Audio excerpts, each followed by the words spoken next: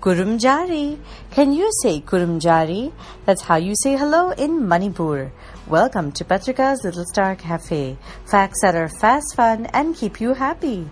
Today's Thursday, April 26, 2018, and here are today's Matters for Chatter. Number 1. Loktak is the largest freshwater lake in India, and it's located in the northeastern state of Manipur. Karang is a small island located in the middle of the lake.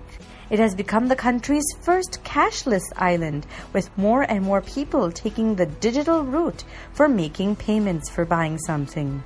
The central government has also rewarded the island officials for spreading awareness about digital transactions. Number 2. Malala Yousafzai is a well-known name now. Hailing from Pakistan, she has made many sacrifices for promoting the cause of girls' education. Her efforts were recognized by the Nobel Prize Committee, which bestowed her with the prestigious Nobel Peace Prize at a very young age. She is the youngest ever Nobel Prize laureate, and now her home country has honored her by naming a village after her. That's so valuable to her because after a tragic incident in Pakistan, she shifted to London and felt that she would never be able to return home to Pakistan. She is now at Oxford University for her further studies, but also wants to permanently settle down in her Pakistan after completing her studies. Number 3. Fly ash is produced as a byproduct during coal-based power generation.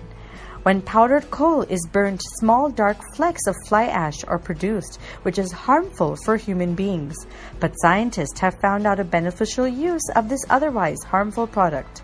Fly ash can be a great help in mosquito control without affecting human health and the environment. Last year, around 169.25 million tons of fly ash were generated in India, out of which only 63% was properly used up in cement plants, road construction, brick manufacturing, and other sectors.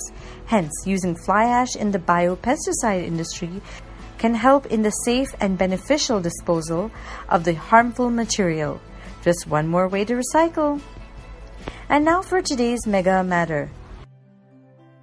Can you imagine paying over $300 or rupees 20,000 for a plate of beans?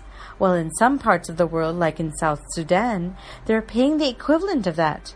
In an international study on the cost of a meal, a full meal in the US cost an average American 0.06% of their salary. For the same item, a South Sudanese will be paying 155% of their salary, or over 1.5 times their earnings. That's huge. So if a plate of a vegetable costs $2 in the US, equivalent to 130 rupees, it would cost over $370 in South Sudan. How can one spend more than they earn on a single meal? That's the problem. It's not that there isn't enough food in the world, or at least for now. And we see all that going waste at home, in parties, in restaurants, and in supermarkets. But the bigger problem is that many people just can't afford to buy the food out there. But what makes food so much cheaper in some countries? Is it just because people earn more? Or has technology like chemicals and food processing made it cheaper versus those countries that farm in a more traditional and sustainable way? Today's word of the day is disparity. That means difference between things in a way we can realize. And finally, for today's quote of the day, a man travels the world over in search of what he needs and returns home to find it. That's a quote by George A. Moore. Thank you for listening, and do send us your questions and comments via WhatsApp, or you can email us at diptyanti@gmail.com. Take care. Lots of love, Dipti Auntie. Twinkle, twinkle, little star. Do you know how loved you are?